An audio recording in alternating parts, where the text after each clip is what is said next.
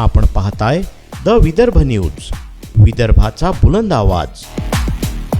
जिल्ह्यात आजपासून 12वीच्या परीक्षेला सुरुवात झाली आहे। 35,000हून अधिक विद्यार्थी यामध्ये सहभागी होत आहेत। आजपासून इयत्ता 12वीची परीक्षा सुरू होत असून संपूर्ण जिल्ह्यातून एकूण 35,934 विद्यार्थी या परीक्षेला बसत आहेत। परीक्षेच्या सुरळीत आणि पारदर्शक आयोजनासाठी प्रशासनाने 137 परीक्षा केंद्रांची तयारी पूर्ण केली आहे। दरम्यान जिल्ह्यातील 43 परीक्षा केंद्रे ही संवेदनशील असल्याचं प्रशासनानं स्पष्ट केलं आहे। कॉपीमुक्त परीक्षा राबवण्यासाठी विशेष उपाययोजना करण्यात आल्या असून एकूण परीक्षा केंद्रांपैकी 85% केंद्रांवर सीसीटीव्ही कॅमेरे कार्यान्वित करण्यात आले आहेत। ज्या परीक्षा केंद्रांवर सीसीटीव्ही कॅमेरे उपलब्ध नाहीत त्या ठिकाणी पर्यवेक्षक व केंद्र संचालकांची वेळोवेळी अदलाबदली केली जाणार असल्याचं परीक्षा मंडळाकडून सांगण्यात आलं आहे। यामुळे गैरप्रकारांना आळा घालण्यास मदत होईल। परीक्षा केंद्रांवर नियंत्रण ठेवण्यासाठी परीक्षा मंडळानं 5 भरारी पथके तैनात केली असून ही पथके वेळोवेळी सर्व परीक्षा केंद्रांवर भेट देत परिस्थितीवर लक्ष ठेवतील।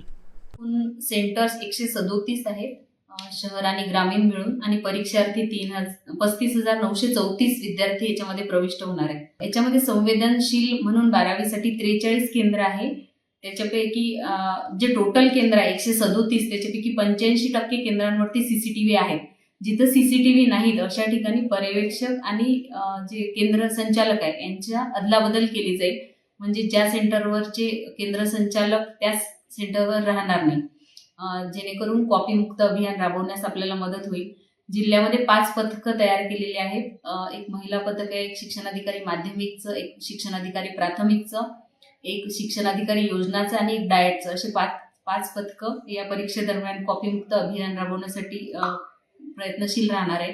याच्याशिवाय दक्षता समितीची सभा जेव्हा कलेक्टर सरांकडे झाली तर त्यांनी 5 सदस्यीय समिती स्थापन करायला सांगितली आहे प्रत्येक संस्था चालकांना, आणि संस्था चालकांवर जबाबदारी दिली आहे की हे 5 लोक पूर्ण सॅनिटायझेशन करून घेईल, म्हणजे शाळा स्वच्छ करून घेईल, की जेणेकरून अशा कोणत्याही वस्तू शाळेमध्ये राहणार नाही ज्याच्यापासून कॉपी करण्यास प्रोत्साहन मिळेल किंवा कॉपीसाठी मदत होईल।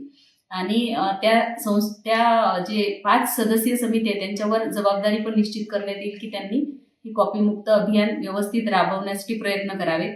त्याच्याशिवाय जे तालुका लेव्हलला क्लास 1 क्लास 2 अधिकारी आहे, ते महसूल असू द्या किंवा इतर कोणतेही डिपार्टमेंट यांच्या अंतर्गत सुद्धा पथकं नेमली जाणार आहेत। याच्याशिवाय जिथे संवेदनशील केंद्र आहे तिथं पूर्ण वेळ बैठे पथक ठेवल्या जाईल। त्याच्यामध्ये पण वेगवेगळ्या विभागाचे अधिकारी कर्मचारी असतील, आणि अशा